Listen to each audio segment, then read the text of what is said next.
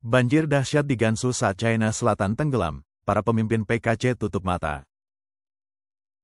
Pada tanggal 23 Juni hujan deras yang tiba-tiba mengguyur Kabupaten Jingyuan, Provinsi Gansu, memicu banjir bandang yang menghancurkan. Beberapa pekerja yang berlindung di kendaraan mereka setelah bekerja di dasar sungai yang kering langsung terseret arus. Rekaman video menunjukkan sebuah ekskavator merah terbalik di tengah banjir, sementara sebuah mobil kecil telah hanyut jauh ke hilir. Seseorang terlihat berjuang di dalam air. Dua petugas penyelamat melompat membawa peralatan, bersiap untuk membantu, namun video terputus dan nasib mereka tidak diketahui. Saksi mata dari desa-desa sekitar hanya bisa melihat dengan tak berdaya. Dalam salah satu video yang tersebar luas, seorang warga berkata, 9 orang yang sedang bekerja di proyek fotovoltaik di dalam ekskavator dan mobil itu semuanya terseret arus.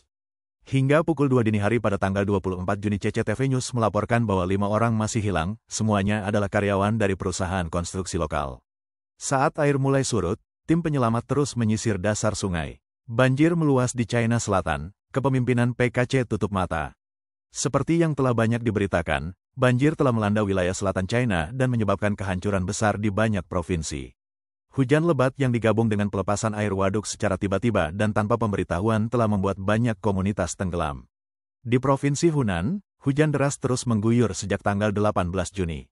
Meski peringatan darurat telah dikeluarkan, kerusakan justru makin parah. Pada tanggal 23 Juni Sungai Lisui mencapai level tertinggi sejak tahun 1998, memicu pelepasan air dari 178 waduk. Seorang warga di Kabupaten Longsan berkata, rumah-rumah roboh, sapi, babi, ayam, bebek, bahkan kolam ikan hilang. Sawah terendam, dan kerugian hasil panen sangat parah. Di Zhangjiaji, rekaman udara menunjukkan atap-atap rumah nyaris tak terlihat karena tertutup air. Provinsi Guangdong juga mengalami dampak parah. Di kota Maoming, seorang warga melaporkan, seluruh kota membuang air banjir, tapi airnya tidak punya tempat mengalir. Mobil dan sawah tenggelam, jalanan tertutup air. Pada tanggal 18 Juni Kabupaten Huaiji mencatat level sungai tertinggi dalam 70 tahun terakhir. Banjir membuat jalan-jalan kota tertimbun lumpur dan puing-puing. Seorang warga mengatakan, ini adalah banjir yang terjadi sekali dalam 100 tahun. Sampah berserakan di setiap jalan. Pada tanggal 19 Juni air mulai surut di beberapa bagian Huaiji, namun kerusakannya sangat besar.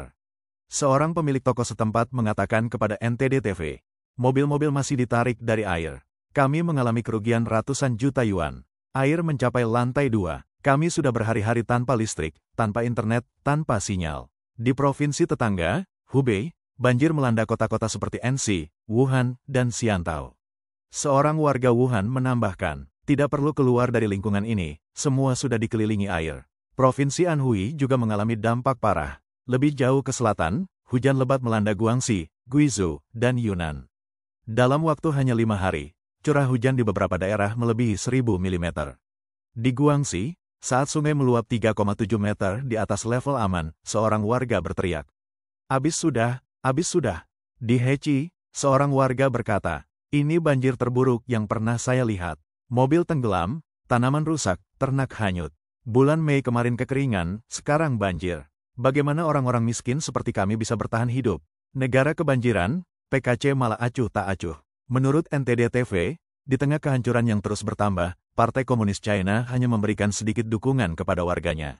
Sebaliknya, mereka justru mengumumkan bantuan luar negeri sebesar 1,5 miliar yuan, sekitar 209 juta dolar Amerika Serikat, kepada negara-negara Asia Tengah. Kabar ini memicu kemarahan besar secara daring. Seorang warganet menulis, "Anak-anak kami terseret banjir. Orang tua kami terjebak di atas atap sambil menangis minta tolong. Rumah kami hancur, dan Xi Jinping malah membuang 1,5 miliar demi menarik perhatian negara asing." Berapa nilai nyawa orang China di mata mereka?